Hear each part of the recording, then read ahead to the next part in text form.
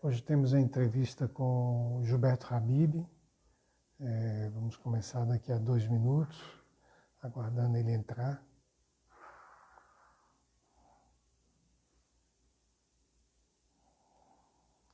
Aproveitar e convidar aqui as pessoas.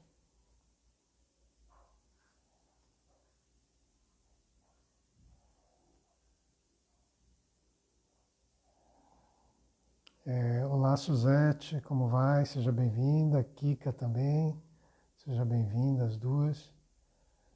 Julie, és tu, Julie, que bom que você está por aí. Você vai conhecer o Gilberto. Será que você já conhece o Gilberto? Tomara que sim. É um cara bem legal.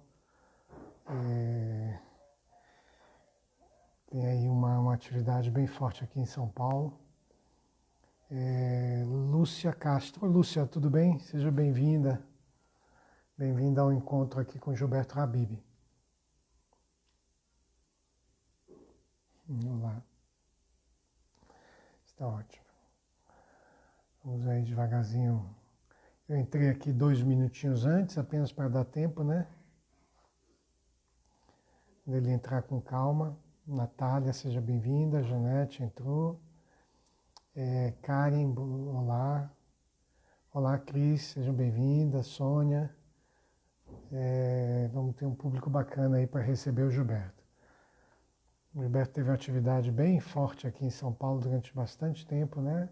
À frente de N projetos. A gente vai saber o que é que ele tem em mente agora e como ele está vendo tudo isso e também contar um pouco da experiência dele, né?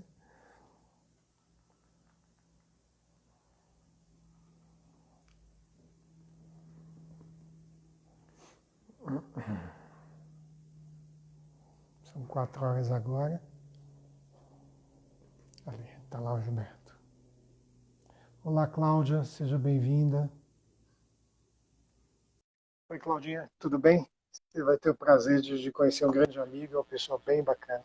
Olá, Gilberto. Olá, Israel. Tudo bom? Tudo bem? Você está... Olha, tua câmera está um pouquinho para cima. Você precisa baixar ela um pouco, que aqui as pessoas estão te vendo com o queixo cortado. Tipo isso Pronto. aqui. Eu acho que está melhor, está melhor, está melhor. Tá. E aí, tudo bem?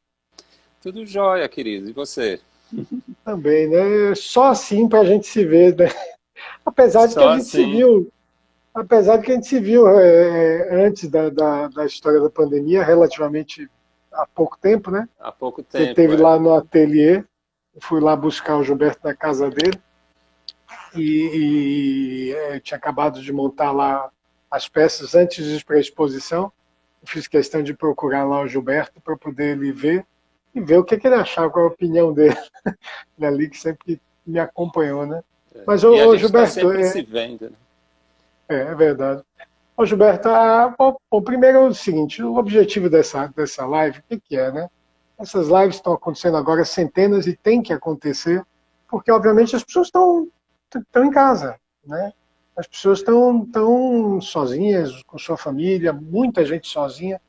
Então, acaba que esses momentos são os momentos que eles têm chance de rever pessoas que gostam, de conhecer pessoas através de outras, queira ou não queira, acaba que é uma oportunidade também que está acontecendo. Essa semana eu conversei com o Sérgio Rabinovich, que é um pintor da Bahia. Pouca gente aqui conhece, muita gente pôde conhecer, ele levou no ateliê dele, foi muito bacana. E a mesma coisa com relação a você, né? Alguns com certeza te conhecem. Devagarzinho a gente começou agora, já estamos com 20 pessoas aí com a gente, 21 Eu tô vendo, pessoas, né? entrou a Marina, entrou a Sandra Tucci, a Pronto, Marina Kika, o Marcelo, tá o pessoal lá. isso, A pessoas que você Janete. conhece. Janete também, né? Exatamente. Também tem algumas pessoas que não te conhecem. Então, eu queria só te apresentar um pouquinho, de um modo geral, mesmo para quem te conhece, né? O meu olhar, né? Então, Sim. bom, o Gilberto, eu conheci ele já no finalzinho da história dele na Pinacoteca, mas mais ele dentro do ateliê da Iole de Natália, onde a gente foi colega ali de gravura, fizemos um pouquinho de gravura juntos. Eu acompanhei muito o trabalho dele à frente de algumas exposições da Iole e sempre esse trabalho cuidadoso que ele teve com coleções, com montagens, com tudo isso. E em determinado momento eu tive uma oportunidade também de expor, convidei ele para fazer a curadoria de uma exposição em Salvador, e dali para frente a gente foi se relacionando. Aí entrou também a Bride Machado, uma grande assessora de imprensa, jornalista, que amiga, parece que é amiga sua também, né, Gilberto? Esteve com a gente lá na Cor do Corpo, né, a Bride? Isso, exatamente. Então, queria mais ou menos aí começar, Gilberto, aí vendo como é que você está vendo aí esse momento aí, essa questão da pandemia, como é que te pegou como e qual o seu olhar sobre isso aí? Bom, boa tarde para todo mundo. Eu estou vendo aqui que todo mundo, os amigos estão entrando. Um beijo para todo mundo. A gente vê rapidamente a passagem dos nomes, vê os comentários aqui, mas nem sempre dá para a gente falar para todo mundo. Mas queria deixar um beijo para todo mundo aí, para o João Pedro, para a Meire, enfim, para o pessoal todo aí que dá esse apoio sempre. Eu acho que eu devo falar um pouco dessa situação hoje, Israel, não me diferenciando, não me destacando da realidade que eu compartilho com as pessoas, com família e tudo, mas ao mesmo tempo e você me conhece bem para entender melhor isso, talvez você me ajude até a explicar melhor para as pessoas aqui, né? Que a vida do artista, essa pandemia, ela nos pega de surpresa sobre determinados aspectos, mas para o artista, me parece que algumas coisas são muito familiares, né?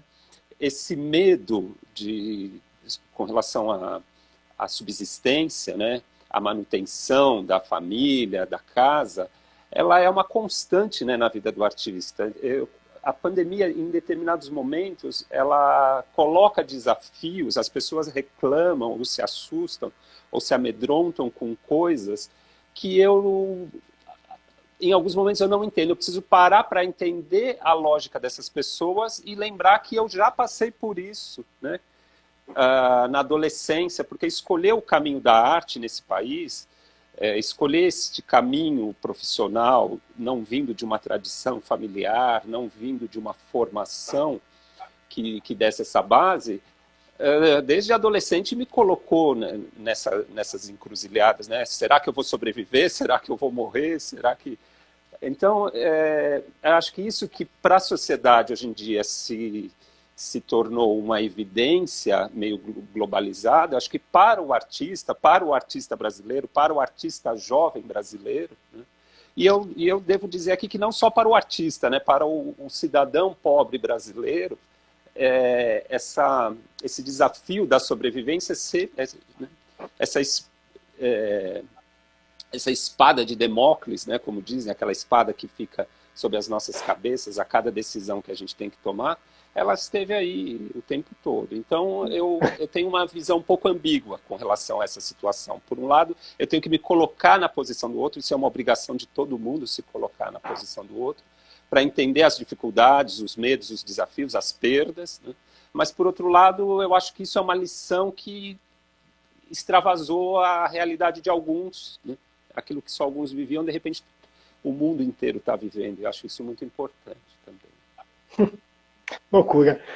Não deixa, eu nem vou falar sobre isso, porque eu não quero me queixar, né? Então, eu vou somente concordar em número, gênero e grau. Realmente,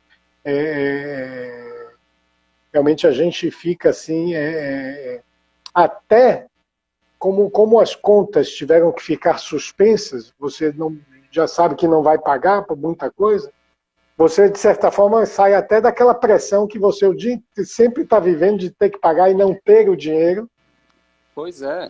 E, de repente, agora ninguém tem, então estamos todos, de certa forma, iguais. Confesso que era uma verdade que eu não tinha coragem de dizer e que eu agradeço que você esteja tomando a frente aí. Agora, ô Gilberto, me conta uma coisa. Eu fico pensando assim, você tem dado, já faz alguns anos, que você deu uma distanciada um pouco do mundo da arte, né? você sim, teve algumas questões de saúde, etc. Tal, depois se aposentou da faculdade. E isso, de certa forma, a perda da Iole também é um distanciamento, né, sim. é, que a gente, de certa forma, o mundo da arte se acaba um pouco, né, sem a Iole, né? É uma coisa meio estranha, né? Mas eu queria falar dela mais para frente com você. Mas aí nesse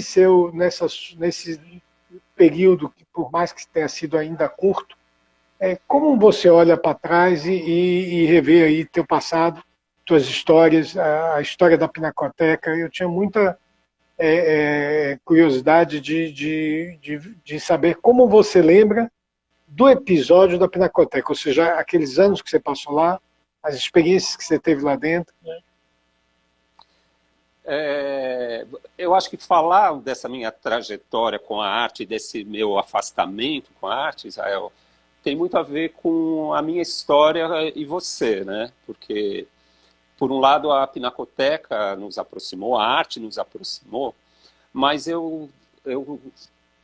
poucas pessoas podem entender o que foi todo esse conjunto de tarefas, de trabalhos, o que foi toda essa trajetória. Então, eu vou estar falando de coisas que pode ser que as pessoas não entendam direito. Mas a minha trajetória da arte, a minha saída da arte tem a ver com você da seguinte perspectiva. Eu acho que o nosso trabalho em conjunto, das exposições que fizemos, dos projetos que compartilhamos, das conversas, enfim, das amizades, e até essa live que a gente está fazendo agora, ela essa trajetória toda me mostrou várias coisas. Em primeiro lugar, com você eu consegui realizar coisas muito importantes, né? Assim, quando eu era adolescente, tive o sonho de fazer arte. Curiosamente, esse sonho começou na biblioteca do SESI, que ficava no subsolo do prédio da Fiesp, na Paulista. Eu era office boy, eu descia para a biblioteca e eu encontrava livros de arte. Isso estou falando, eu tinha 15 anos de idade, 14, 15 anos, já era o meu segundo emprego e tal. Eu trabalhava como office boy na Fiesp e na hora do almoço eu descia para a biblioteca e ficava vendo livros. E tinha livros de arte, inclusive, em inglês e em espanhol, e eu não entendia essas línguas. E eu começava.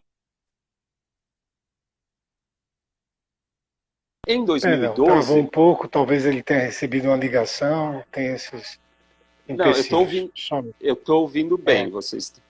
só travou, sua fala travou um minutinho. Você pode continuar de novo. Tá. Então, esse lugar que foi a Fiesp, ali, a biblioteca da Fiesp, que hoje em dia não está mais lá, hoje em dia é justamente o espaço cultural Fiesp, foi esse meu ponto de partida, assim, esse meu horizonte que me despertou para a arte. Eu já gostava de alguma coisa e tal, mas a biblioteca ali acho que me colocou nos trilhos. E em 2012, quando nós fizemos a exposição de fundição artística, curiosamente nesse mesmo espaço, né, mais de 20 anos depois, transformado numa... Eu senti um ciclo se fechar. Né? Em primeiro lugar, porque acho que foi uma grande exposição, foi um grande trabalho, porque envolveu pesquisa, envolveu a cidade de São Paulo, envolveu a sua arte, envolveu a minha experiência como pesquisador de escultura, de monumento, de educador. Né? Foi um projeto, assim, acho que muito importante. Eu me senti pessoalmente realizado na vida, eu me senti, assim, aqueles anos todos sem fôlego de estudo, de trabalho, sem perspectiva, né, na arte ou mesmo nos museus. Eu senti que o projeto da Fundição foi um projeto grandioso para mim. E isso as pessoas talvez não saibam, mas tem você aí, né? Porque esse projeto foi, por mais de 5 anos, foi você batalhando por ele, foi a gente conversando sobre isso. Mas, assim, quando eu te conheci, lá por 2000, 2001, eu tive essa intuição de que você seria um cara que faria as coisas acontecer. Eu sempre achei que eu tinha ideias. Aliás, você até me chamou aqui de intelectual, eu nem me acho muito intelectual, eu me acho mais um intuitivo, né? O Mário de Andrade chamava a Anita Malfatti de a sensitiva do Brasil, né? Eu lembro muito disso, assim, porque acho que engloba muito do meu conceito de arte, né? Acho que arte para mim não é só uma coisa intelectual, racional, é uma coisa sensorial, sensitiva e intuitiva. E como profissional, como ser humano, eu acho que eu estou mais na chave do intuitivo, porque do intelectual ainda tem muita coisa para aprender, da arte mesmo, eu acho que eu não realizei tudo que eu poderia ter aprendido como artista. Bom, mas falando dessa questão de ver a arte dessa forma, eu acho que esse projeto que nós fizemos ali da Fundição Artística no Brasil foi um projeto que integrou tudo isso, integrou arte, vida, trabalho, profissão, amizade, tudo. Coincidentemente também, 2012 foi o ano em que eu fiz o livro dos 25 anos da ABBA, né? Que eu acho que amarrou esse trabalho com a Iole, com o grupo de aquarelistas, com grandes artistas que até hoje são para mim grandes amigos, grandes personalidades artísticas, como a Ivone Beltrán, o Cassiano Pereira Nunes, que recentemente a gente também perdeu ele aí, a Iole, enfim, a Marina Martinelli. Então, 2012 foi meio que um marco, assim, eu já tinha passado pela cirurgia neurológica há 1 ano e pouco, então eu senti que eu estava realizado, que uma nova perspectiva deveria me conduzir para outras coisas. Então, eu estou aí nesse processo mais ou menos há 10 anos, mas é um processo lento de desligamento, de afastamento, mas ao mesmo tempo eu tenho me aproximado de muitas outras coisas. Eu fui professor em faculdade nesse tempo, trabalhei com a Sandra Tucci no Senac, né, com a parte de ensino, de curadoria, de técnicas de museus, então tudo isso me realizou muito, para que hoje eu consiga transcender a arte. Né? Para mim, mas me diga, mas a Pinacoteca foi uma grande escola. Isso, aí eu preciso desenhar tudo isso para dizer assim, o que a Pinacoteca representou nesse momento, porque a Pinacoteca, eu entro na Pinacoteca em 94 para 95, quando eu ainda estava na faculdade, e ela me abre o campo, aquele campo que a minha intuição me levava, que era o campo da arte. Quando eu entro na Pinacoteca, aliás, antes eu tinha passado pelo Museu do Ipiranga, o Museu Paulista, a experiência de museus começa a me aproximar da museologia. A arte começa a ficar dividida dentro de mim entre 2 campos, né? Entre um campo do fazer artístico e o campo da pesquisa, da museologia, da curadoria, da exposição. A Pinacoteca representou isso para mim. E eu tive 2 grandes professores ali dentro, entre muitos artistas que eu conheci, entre toda a experiência que eu tive 2 mentores. Um deles foi Emanuel Araújo e a outra foi Maria Lúcia Montes, também recentemente aí já partiu, né? Então a vida vai mostrando isso para a gente, né? Que a partida desses amigos, dessas pessoas, vai mostrando que outras coisas vão sendo colocadas no lugar. A Pinacoteca representou 10 anos da minha vida, foram 10 anos fundamentais, eu abracei aquilo lá, mas eu acho que o que eu vim fazendo depois foi deixando a Pinacoteca circunscrita a uma experiência, né? Até eu posso dizer, meio não apagada, mas graças a Deus eu tive coisas muito mais importantes na minha vida, além da Pinacoteca. Né? A Pinacoteca, com certeza, foi a base. Não, lógico, mas é uma base. Eu comento da Pinacoteca pelo fato, justamente, de eu imaginar o quanto aquilo te preparou, e também pela própria experiência. Quer dizer, estar lá dentro, naquele momento, foi um privilégio para qualquer pessoa. Isso. Então, realmente, foi um momento de grandes realizações, de experiências artísticas, muito fundamentais na formação do brasileiro.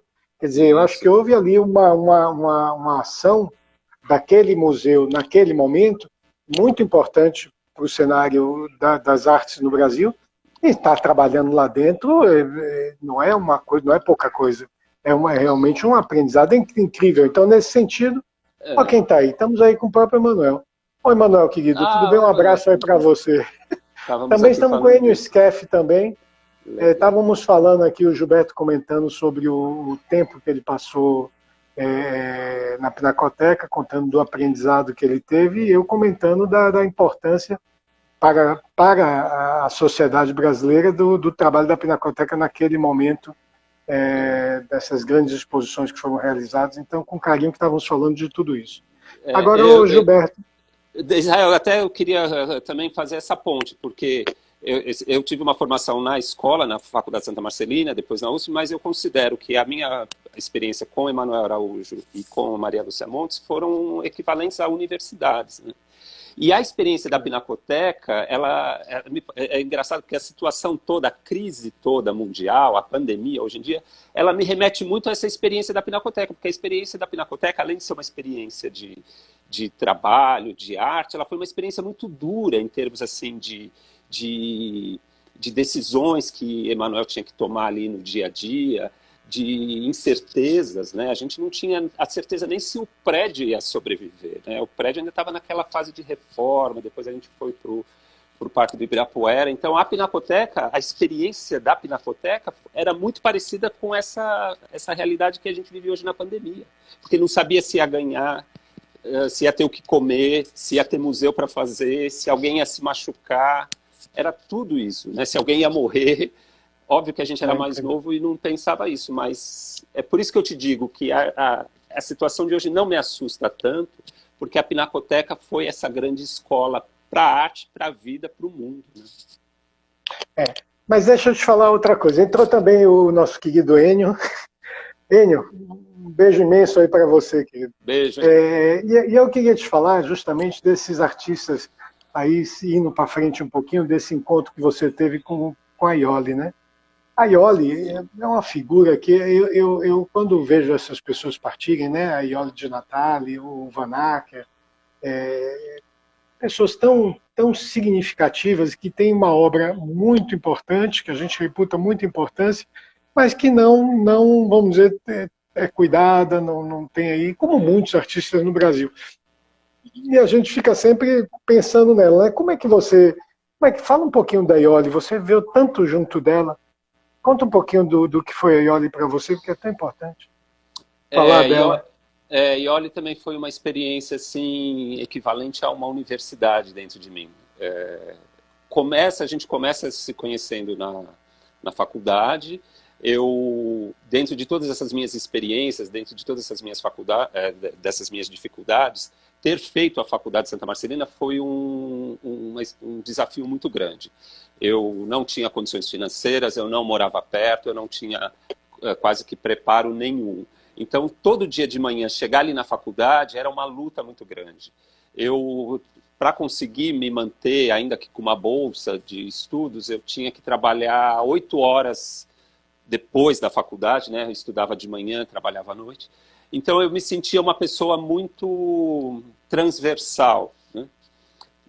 Naquela experiência. Eu era um aluno que via os outros com um certo distanciamento, era uma outra realidade socioeconômica, era uma outra realidade a respeito da própria arte. Quem foi um grande companheiro nesse período foi o Genaro, porque o Genaro acho que também era um sujeito meio transversal, né? Então ele, com uma outra realidade, com uma outra experiência, mas o Genaro era muito diferente, né? Ele era um aluno muito diferente, ele era um estudante muito diferente, a postura dele com os professores era diferente das demais. A minha postura também era diferente, apesar de não ser igual à do Genaro. Então, não é que nós tínhamos muitas coisas em comum, mas nós tínhamos uma afinidade, acho que nós tivemos um grande respeito um pelo outro. O Genaro, ele era quase que uma personalidade oposta à minha, mas aquela situação... Aqui, deixa eu dar só um depoimento, cortar você um pouquinho aqui, para que as pessoas estão aí atentas ao que você está falando. Quero só dar um parêntese. O Genaro é um grande artista plástico, é um fera aí na pintura, escultura, que ele mexe, ele conhece muita técnica. Ele está dando cursos online. Genaro, qual é o nome dele todo? Luiz Alberto de Genaro. Luiz Alberto Genaro, vale a pena. Quem está afim de desenhar, pintar, aquarela, procura o Genaro aí, põe Genaro, pintura, etc. Tal. Ele realmente é incrível. Como professor, ele é incrível. Metódico, mas ele é realmente para quem está... E vale a pena, todo mundo está agora buscando isso aí.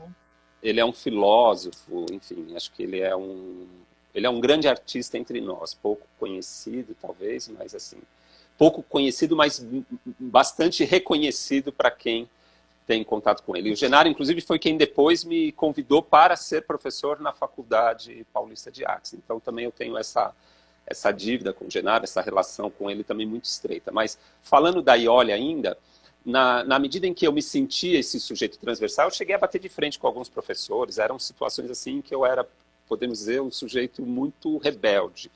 Em termos de personalidade, eu acho que eu já fui muitas pessoas. Eu já atravessei o que eu chamaria de muitas mortes, assim, dentro de mim. E uma delas era esse sujeito. Tanto é que se você ver fotos de mim naquela época, a minha aparência era totalmente diferente, cigarro na mão, enfim, cabelo comprido, magro, toda uma situação assim que eu me via muito diferente. E a Iole foi uma pessoa que me recolheu com a mão, digamos. Eu tinha muitos conflitos com alguns professores, eu batia de frente, eu questionava, eu criticava, talvez até por uma arrogância que ainda eu preciso, em partes, superar em muitas coisas, mas a Iole, ela era aquela pessoa que sempre me trazia alguma coisa. Isso para mim, mas para muitos outros muita gente. colegas, né? Ela pegava, ela escolhia um livro específico para trazer para você. Ela escolhia um artista para te apresentar. No meio de uma classe com 30 alunos, ela tinha aquela fala específica para você. Isso me marcou muito, porque eu acredito até hoje que na educação, seja na educação de arte, na educação do ensino formal ou não formal, esse papel do professor em dar atenção naquele momento para aquela pessoa, ou seja, o tempo, lugar e pessoa dentro da sala de aula é fundamental, porque aí, olha, eu posso dizer que ela me resgatou desse limbo, né? E eu fui conseguindo acreditar em mim mesmo, tendo umas coisas assim. Óbvio que na época eu também já estava naquele turbilhão de pinacoteca e tal, mas aí, olha, me convidou para fazer uma palestra sobre as aquarelistas no México. Foi a primeira vez que eu saí do país e que eu tive a oportunidade de ter essa experiência também. Óbvio que ela me convidou, eu tive que arcar com as despesas, mas esse convite foi uma coisa bastante forte em mim, na autoestima. E, contudo, depois que eu conheci ela no ateliê, junto com o Federico, né? Logo que eu saí da faculdade, eu já comecei a trabalhar no ateliê da Iole. E em 2001 foi ela quem me chamou para fazer o que eu considero a minha primeira grande curadoria, assim, a minha primeira experiência como curadoria, já no Museu da Casa Brasileira, onde nós fomos apresentados, né, pessoalmente. Aquela exposição foi maravilhosa. Quem viu essa exposição da Iole no Museu da Casa Brasileira, uma exposição linda, a exposição é realmente uma curadoria lindíssima, viu, Gilberto? Realmente essa foi muito feliz. E olha, acho que se Iole tinha me tratado muito bem, muito respeitosamente, muito humanamente, como professora, como artista, né, na minha relação aluno, professor, mestre, discípulo que eu era, ou essa relação de cordialidade, a exposição que ela me convidou para fazer em 2001 me tratou como um curador, no sentido assim, ela deixou eu sonhar a exposição dela, ela me deixou articular as ideias, que em 2001 eu já estava ali há uns 5, 6 anos em contato com o Emanuel, então já via o jeito do Emanuel criar as exposições, museu, curadoria, já tinha algumas coisas na cabeça, e eu queria colocar a minha fala nisso, e olha, abriu o espaço e confiou totalmente. E eu, acho que até um pouco pela minha ousadia, pela minha arrogância, eu nem me dei conta disso naquela época. Depois, com o passar do tempo, e acho que principalmente hoje, sabendo a grandeza da obra da Iole, falar, poxa vida, ela tem entregue isso para um moleque. Em 2001, eu tinha 30 anos, né? Falei, foi uma coisa... Enfim, e o que fica da Iole, acho que hoje também... Eu acho que eu passo pela arte, a arte, desde adolescente eu busquei muita coisa na arte. Eu acho que eu conquistei muitas coisas da arte e acho que hoje em dia eu trespassei os interesses da arte. E Iole me acompanha nisso ainda, assim, como cidadão. Agora, entrando aí um pouquinho na parte, vamos dizer, no mérito artístico propriamente da Iole, ela que tem um trabalho tão sincero, tão honesto, um trabalho de uma qualidade plástica inegável e de uma verdade, enquanto, vamos dizer, depoimento de uma experiência de vida incrível, né?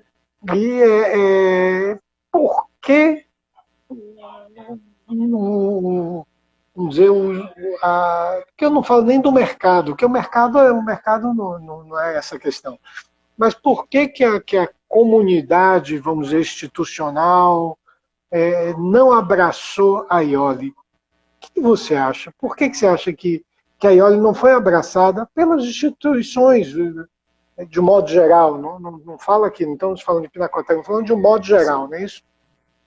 Então, de um modo bem geral, eu acho que o que explica essa situação da arte no Brasil é também uma resposta que explica o próprio Brasil, né? E eu vou usar aqui, vou parafrasear o Caetano Veloso, né? O Caetano Veloso, naquela música Fora da Ordem, ele fala que tudo está em construção e já é ruína. Então, eu acho que muitos problemas do Brasil estão associados a isso. Você pode dizer que as coisas ainda estão em formação, as coisas ainda estão começando a ser feitas, nós ainda estamos aplicando metodologias e posturas que estamos ainda aprendendo da Europa, de outras culturas, né? As fichas ainda estão caindo. Por outro lado, nós já estamos fora do compasso, né? A gente já está perdendo muita oportunidade. Então aqui as coisas já estão se deteriorando e nem deu tempo de... não sei se a analogia do Caetano é com a construção física, né, de um edifício, mas você imagina aqui que um edifício, antes de inaugurar, antes de abrir as portas, antes de ser habitado, ele já está em ruína. Então já é uma perda, já perdeu o compasso da história. E a arte, eu acho que é um pouco isso aqui no Brasil. A Iole, ela, antes dela ser reconhecida, antes da arte reconhecer não só a Iole, mas os sistemas mesmos de ensino, de formação, a gente, antes de termos consolidado esse sistema, a gente já está sendo atropelado por novos mundos, por novas concepções de mundo, antes da gente ter conseguido aplicar ali. Então, o que eu quero dizer? Que o artista, os artistas, os estudantes de arte, os professores de arte, o mercado de arte, as instituições de arte no Brasil, para mim, elas, antes de serem reconhecidas, elas já estão obsoletas, né? Então, elas são duplamente afetadas pelo não reconhecimento e pela obsolescência, digamos assim, né? Me diga um negócio, Gilberto, e aí fica a pergunta, né? Caramba, e as obras dessas pessoas que a gente ama tanto, vai tudo aí, vai para onde? O que faz com isso? Então, Israel, eu fiquei pensando, desde que você me chamou para fazer essa live, eu fiquei pensando, mas o que eu vou falar? Porque eu já estou vendo a arte com um certo distanciamento. Eu acho importante eu explicar um pouco isso. Teve um determinado momento na minha vida, e eu posso dizer isso há uns 10 anos atrás, há algum tempo atrás, eu percebi que se a arte sempre foi vista através das musas, né, através dessas deificações, através dessas divindades ou desses semideuses, né, teve um momento em que eu vi a arte personificada numa deusa perversa, no sentido assim de que eu vi a arte me exigindo coisas e não se preocupando comigo enquanto pessoa, né? A arte ela é muito generosa, acho que como um deus, né? Eu vi aqui a entrevista do Stilianos e achei maravilhoso, porque ele tem ali um cabedal de mitologias para nos explicar certas coisas. Para quem não viu a live do Stilianos, aliás, eu estou esperando, inclusive, você postar as Já postei, já tá, viu? Já tá no canal do YouTube. Então, eu quero rever, porque o Stilianos, para quem não assistiu aqui, ele é um grande especialista em mitologia, em cultura helênica, em cultura grega, e então ele tem muito mais cabedal para falar disso do que eu. Mas, tomando essa analogia da arte como uma deusa, eu vi que ela era uma deusa perversa, porque ela quer muito dos artistas e ao ponto de querer consumi-los, e a hora que ela os consome, ela quer outros artistas, né? Eu fiz uma curadoria do... Não, Gilberto, essa é ótima, essa é ótima. Eu fiz uma curadoria de um artista uruguaio, agora há pouco tempo, que você até teve a oportunidade de é verdade. Do Atchugar, né?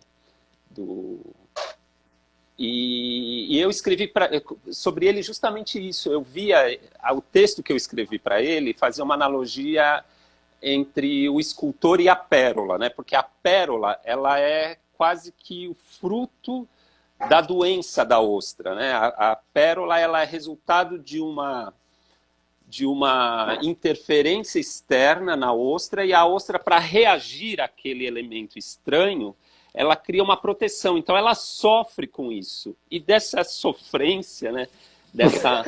Desse embate é que nasce a pérola. Isso biologicamente lá é explicado mais ou menos assim, né? A pérola ela é um produto estranho, né?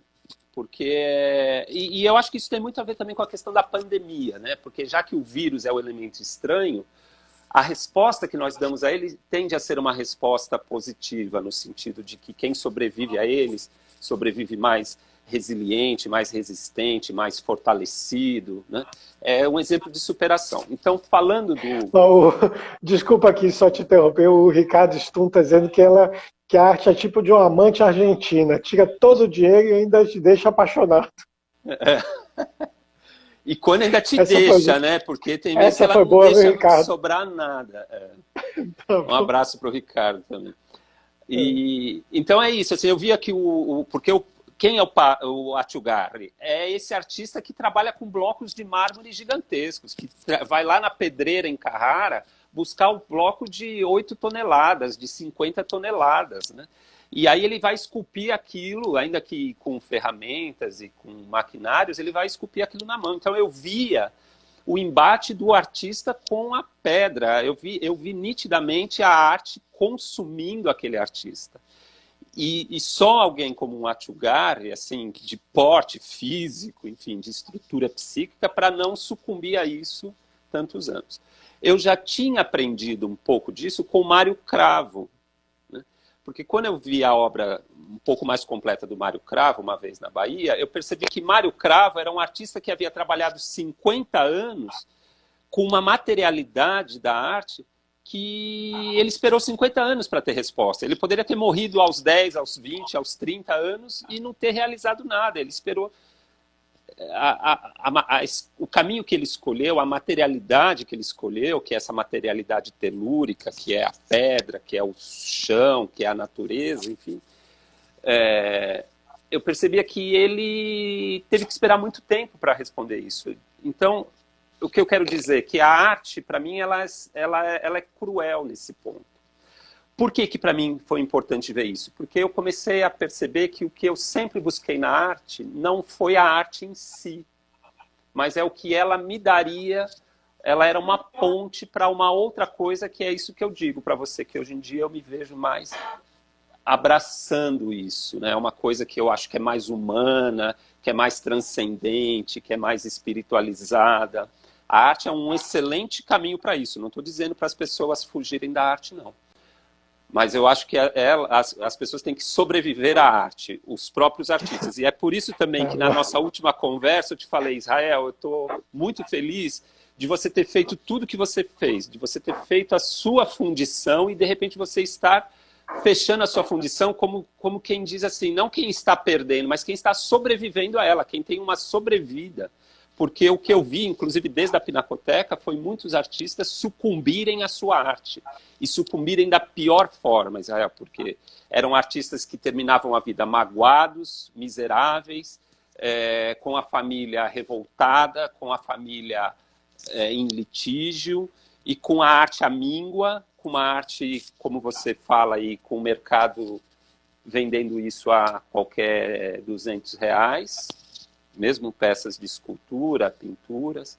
Então, eu acho que a gente tem que tomar um certo cuidado. A gente não pode se deixar levar por essa divindade chamada arte. A gente tem que se deixar levar pelo espírito da arte, porque esse é eterno. Esse sobrevive às próprias mazelas e perversidades da arte. Mas realmente o Brasil tem se mostrado um país realmente complicado, né? Ainda mais nesse momento. Eu acho que historicamente, né, vai ficar uma memória dessa pandemia que coincide com talvez o momento mais desastroso político do Brasil. Eu não consigo imaginar. Eu acho que em alguns, óbvio que a ditadura foi extremamente perversa, né? Qualquer ditadura, qualquer totalitarismo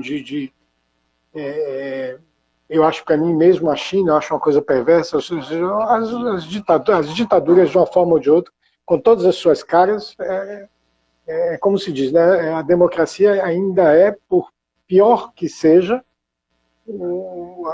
a melhor opção que temos, né? É a menos imperfeita. Né?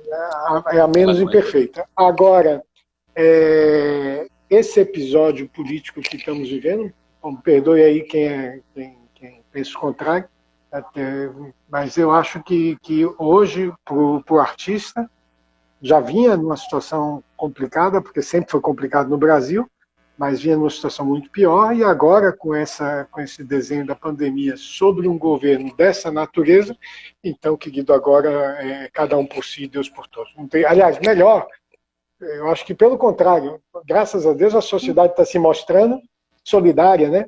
Então, temos visto pessoas se mobilizando para ajudar, e todo mundo está nesse momento assim imbuído de sentimento de solidariedade. Talvez até mesmo porque esse governo, ninguém pode acreditar que pode esperar alguma coisa, né, disso aí, né? Isso aí realmente é uma coisa lamentável. Mas vamos seguir aqui, eu anotei umas coisas, aí eu queria falar também, o Gilberto, porque eu gosto de falar das coisas que estão aí, né? E temos aí esse pintor maravilhoso que é o Enio. Não sei se ele está ainda Sim. conosco aí, mas temos o Enio Scaff, que vem produzindo há uns 20 anos, lá 20, 30 anos. Foi jornalista, etc. Quem não conhece aqui, o Enio Scaff, é especialista em música, foi jornalista há muitos anos, de N órgãos da Veja, fundou a Veja, um dos jornalistas que fundou, da primeira leva da Veja, e depois se tornou pintor, abraçou realmente o ofício da pintura e desenvolveu uma obra que graças a Deus, ele está vivo e produzindo muito, que vem só se alargando, né? E aí temos um trabalho aí bacana aí pela frente aí para muita gente. Então, se a gente que nós não somos nada, mas temos vozes, então temos que falar dele. Não é isso? O que você pensa do Enio? Então, o Enio foi também, acho que uma dessas personalidades que me ensinou a ver além da arte, ver a arte e além dela, né? Ou seja, ver o lado do artista humanista, assim como Ioli, ver o lado do artista pensador. Até quando eu tive a oportunidade de fazer um trabalho junto com o Enio e o Gerd Bornheim, eu optei por chamá-los, né, nem artistas, nem filósofos, nem nada. Eu optei por chamá-los como dois pensadores do Brasil, porque essa coisa do pensamento como um produto artístico também acho que é uma coisa muito importante. Artístico não no sentido só externo. E no caso do Enio, isso é tão, né, é quase o próprio assunto da obra, né? As crônicas. Aliás, de novo, eu acho que qualquer experiência que eu for puxar da minha vida, eu encontro um paralelo na Pinacoteca, né? Então, por exemplo, você falou da relação política e tudo mais. Na Pinacoteca, eu tive a oportunidade de conhecer mais sobre a história de Canudos, né? Eu tive a oportunidade de conhecer mais sobre a arte do Aleijadinho, né? Quem era o Aleijadinho? Era o cara que sofreu, não a pandemia, mas ele sofreu de uma doença que, de uma maneira muito similar ao coronavírus, deixou sequelas nele. E ele enfrenta uma situação política que nada mais, nada menos é a Inconfidência Mineira. É o enforcamento de um Tiradentes, né? É a imolação de um herói, que eu ainda considero. Então, essa realidade que nós vivemos hoje está lá. A arte me ensinou, o museu me ensinou, né? Com relação ao que vai ficar da arte, né? Se o mercado não preservar, se as instituições não guardarem. Ora, eu tenho a lição com Rodin. Eu aprendi com Rodin o que o Rodin aprendeu com a arte grega que ele encontrou fragmentada. O Rodin ele via num fragmento de um busto grego uma arte completa, né? Então aí vem uma outra lição. Eu sei que se amanhã depois ficar um quadro, uma pintura, eu sabendo enxergar, eu sabendo perguntar, levar as minhas questões para aquela arte, eu vou ter respostas. O Enio, para mim, é um exemplo disso. Essa semana mesmo eu tive a oportunidade de falar com ele, de agradecer a ele. Fazia tempo que nós não nos falávamos, mas eu vi o catálogo de arte solidária que vocês elaboraram. Mas a Rony, né, que é companheira do Enio, que me mandou o PDF com aquilo, logo que abriu a página na tela do computador, eu já vi uma pincelada do Enio e já me encantei. Né? Para mim, ver aquela pincelada do Enio era como estar vendo a fração do corpo humano que é a Vênus de Milo. Né? A Vênus de Milo ela não precisa ser completa para você ver nela a arte, a cultura, o pensamento grego. Né? preservado por séculos. Então, para mim, a pincelada do Ennio é isso. Se sobrar uma aquarela do Ennio com uma pincelada dele, a gente vai ter arte suficiente para se alimentar. Então, com relação a isso, eu falo, bom, já tive, o Ennio sabe bem disso, já tivemos obras do Ennio ofertadas para a Pinacoteca que foram recusadas. Então eu penso, se os museus não preservarem a obra do Ennio, uma aquarela dele que ficar, com certeza vai ficar na mão, na tela de algum computador, na mão de algum colecionador. Até hoje se encontram desenhos do Van Gogh guardados em lugares inusitados, né? Recentemente aí acharam um caderno deles num hotel que ele ficou hospedado no interior da França. Então, ficando um desenho do Ennio, está ficando uma gravura da Aioli, é só puxar aquele fio da meada e a gente vai ter. E Ennio está aí com as crônicas dele maravilhosas, com obras que são obras públicas, né, que ele agora, inclusive, está legando para algumas instituições, o Dom Quixote Grande, a obra de Paulo de Tarso a São Paulo, que ele havia feito para o Sesc, também está sendo preservada. Então, realmente, é isso aí, graças a Deus. Com a gente, né? Que bom, né? E deixa eu só te comentar aqui com o grupo aqui, já que você citou isso. A gente tem um grupo de artistas que criaram uma ideia de um catálogo solidário. O que é esse catálogo solidário?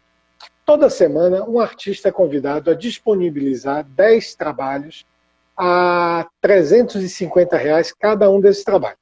E a venda tem sido totalmente destinada a outros artistas, artesãos, que são pessoas mais simples, que não têm, às vezes, acesso à internet, ou que o tipo de trabalho não consegue ser um trabalho que dá para trabalhar remotamente. Ou seja, tem muita gente aí que é artista que está em situação realmente ou que é muito mais velho, ou que é muito jovem, etc. Então, já estamos vamos para o terceiro catálogo, foram vendidos todos, e aí quem tiver curiosidade de conhecer, pode procurar aí pelo Instagram, a gente disponibiliza esses catálogos. Bom, aí é isso, eu tinha aqui, agora eu queria falar com você não conheceu muito, mas uma pessoa que para mim soa da mesma forma é a figura do Van Acker, né?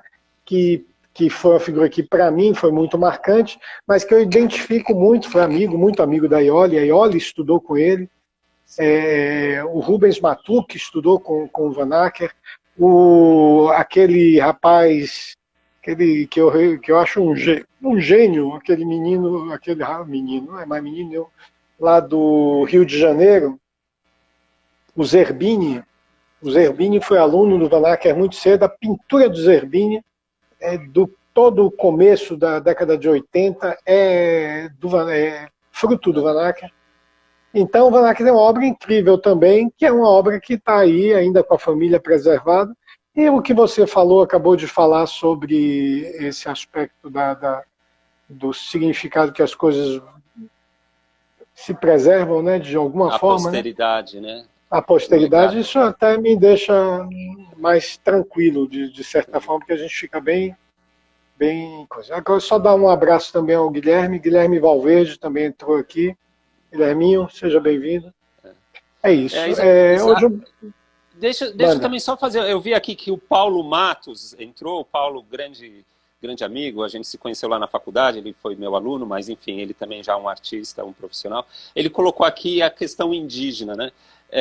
Eu estava vendo essa coisa dele justamente na hora em que eu estava falando de um outro ponto em que eu puxo da Pinacoteca. Na Pinacoteca eu tive a oportunidade de conhecer melhor Mário de Andrade, Lina Bobardi, né? A própria postura do Emanuel, para mim, ela sempre esteve correlata a isso, né? Essa genealogia de brasileiros que pensaram a arte e a cultura num espectro mais amplo. Então eu via sempre Mário, Lina, Emanuel, né? nessa sequência. E Mário é esse sujeito que acho que também passou vários perrengues, inclusive políticos, morreu novo em 1945 sem ver o grande projeto de modernidade, de modernismo vingar, né? E ele está aí olhando para tudo isso. Então, eu vou tomar o Paulo Matos aqui como um exemplo de uma fala que eu queria dirigir aos jovens, aos alunos, ex-alunos, aos do que estão chegando aí, para dizer assim, acreditem, né? Muitos artistas, muitos intelectuais brasileiros, escritores, eles enfrentaram uma etapa difícil, mas eles consumaram ali a parte deles e nos legaram isso. Não fizeram tudo, não fizeram perfeito, mas fizeram bastante. Então, o indígena, assim como a cultura de origem de matriz africana, ela está aí sendo trabalhada. É só a gente escolher isso. Não vamos lamentar, não. Ah, está perdendo, está morrendo. Não, está se transformando. Né? E é só a gente buscar alguns exemplos de brasileiros aí que a gente vai ter... Ó, a gente está chegando perto aqui do final, Gilberto. A gente tem mais 10 minutinhos. Aí eu queria te perguntar assim, como é que o que você está pensando aí para o futuro? Você tem algum plano aí no futuro aí em mente? Futuro, eu digo futuro, pode ser daqui a 10 anos. O que é que está pintando na tua cabeça nesse momento? Eu vou falar uma coisa aqui que até eu já cantei a bola para alguns amigos. O pessoal falou, mas o que você vai falar lá na live? Eu falei, eu vou jogar uma bomba lá, eu vou dar um furo de reportagem. Qual é o furo de reportagem?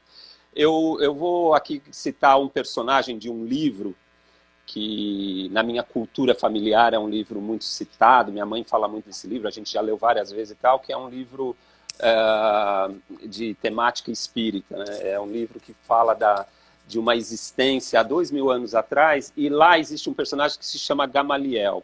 Gamaliel teria sido o mentor de Paulo de Tarso, né? E quando ainda era Saulo, né? O personagem lá no Sinédrio e tudo.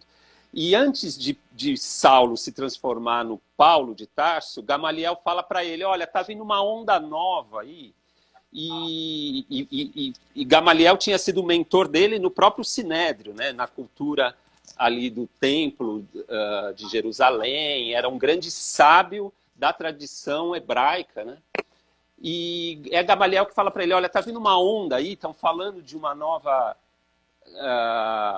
vertente do judaísmo, que no caso é a do Nazareno, e que Saulo tinha horror de falar nisso, e Gamaliel, para não bater de frente com ele, falou, olha, Saulo, eu estou me retirando da vida pública, eu estou indo estudar essa história aí porque eu quero entender melhor, mas mesmo sendo mentor de Saulo, Gamaliel não tenta cooptá-lo, não força nenhuma ideologia, né? Simplesmente Gamaliel se retira para pensar melhor aquilo que ele acredita ser uma nova etapa. Então estamos falando de um sujeito que chega, Gamaliel no caso ali já é um ancião, né? Então ele chega numa idade X da vida, em que todo o conhecimento dele leva ele para uma perspectiva de um outro salto, um outro giro.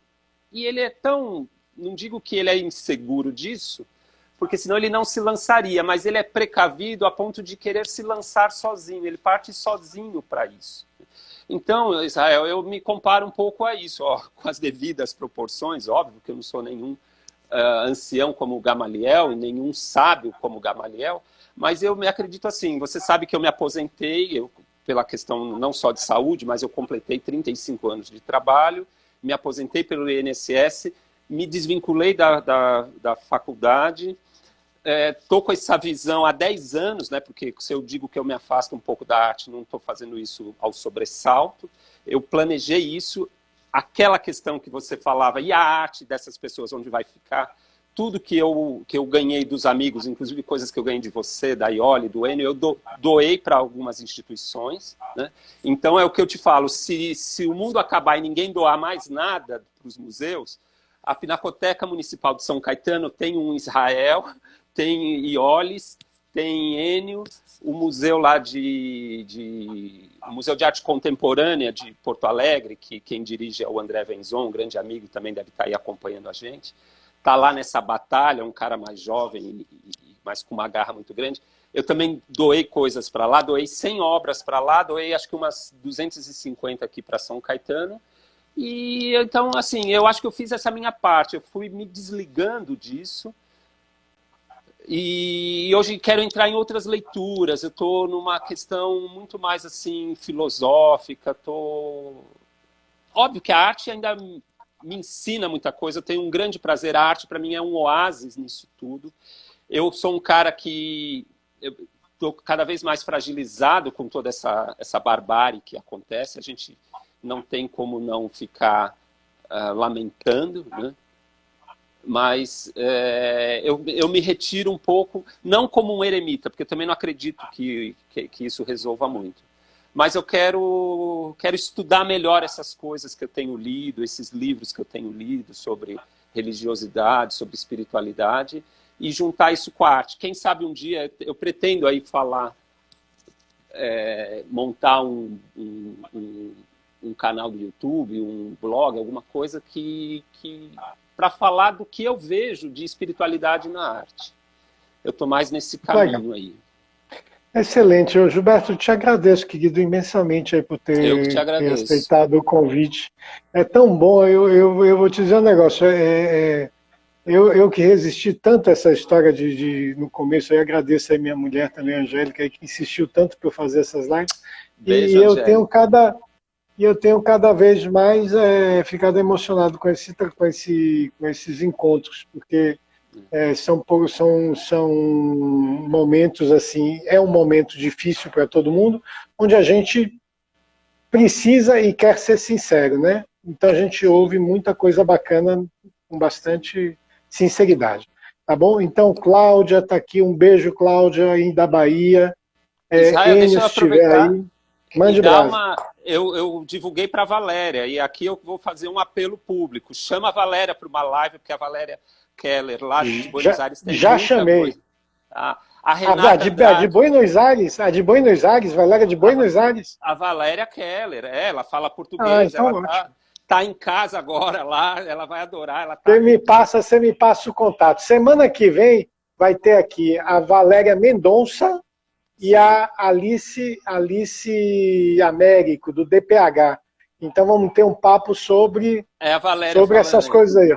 Falando aí. E a Renatinha Andrade, que está lá na França também, a Renatinha Andrade, que é escritora, ela está lá com um trabalho bacanésimo e é uma pessoa assim linda, que eu acho que... Ótimo. Bom, isso é só para as pessoas verem quem é você, né, Israel? Porque é o que eu te falo, eu tive a intuição de que você é o cara, no sentido de que é o cara que realiza.